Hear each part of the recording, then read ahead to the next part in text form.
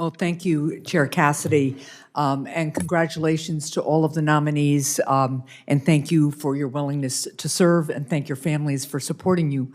My first question is going to go to each one of you.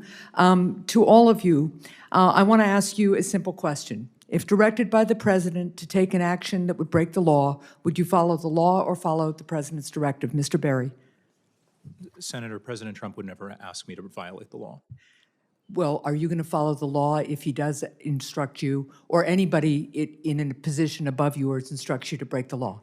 Senator, I can't answer hypotheticals like that. I can tell you that in my first time getting to serve— All right, I'll take that as a no, which disqualifies you. Mr. Rogers. Senator, thank you for the question. I don't think the President would ask me to violate the law, but I would follow the law. Thank you. Thank you for the question, Senator. I have no intention of getting a request from President Trump to violate the law, but as I've done in my entire career, I will follow the law. Thank you. Ms. Lucas. As the other nominees have noted, I'm confident the President would never ask me to violate the law. I've served in both the first and second Trump administration. He has never and would never ask me to do so. I'm committed to complying with the law. I'm glad you're committed to complying with the law. I will note that the President and Mr. Vogt have refused to follow the Impoundment Control Act of 1974. He has pardoned people who were convicted of assaulting law enforcement on this campus.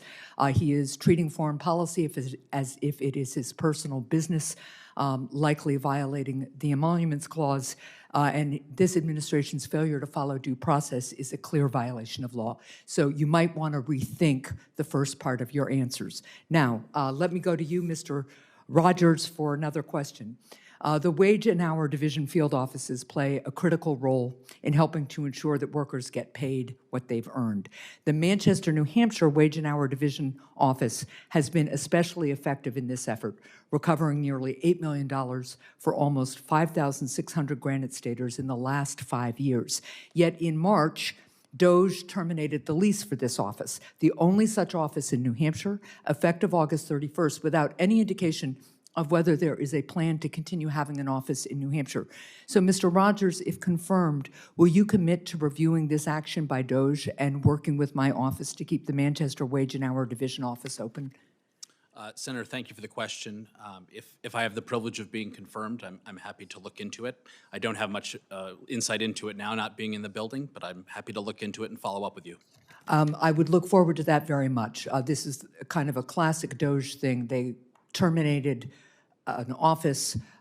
They haven't indicated any kind of follow-up in terms of what workers in New Hampshire are supposed to do to make sure that their wages and hours are protected and that their rights are protected. And I would look forward to working with you on that.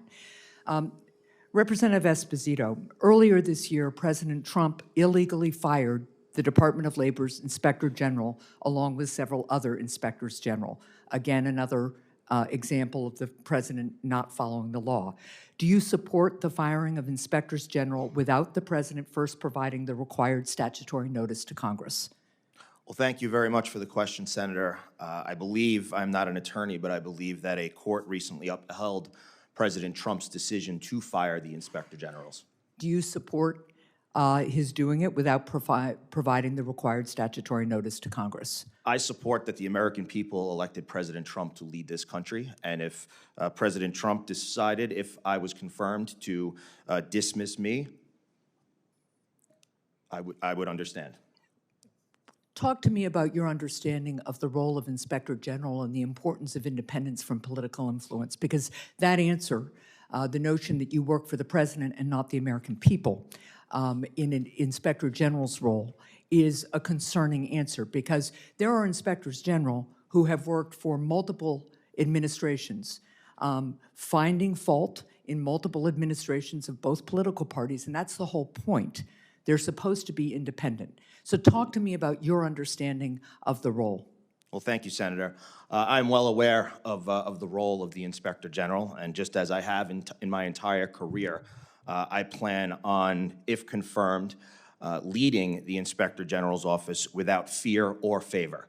I plan on, just as I did as a decorated New York City detective, working under multiple administrations between Mayor Bloomberg and then Mayor de Blasio, who single-handedly tried to destroy New York City, I still went out there and did my job regardless of who the leader is. I will continue to work independently, just as I have, to do the work of the Inspector General, and that is to rid the Department of Labor of waste, fraud, and abuse. Will you commit to continuing any open investigations that were initiated by the last Inspector General?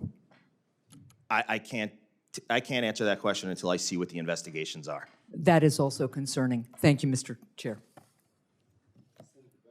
Thank you, Mr. Chairman.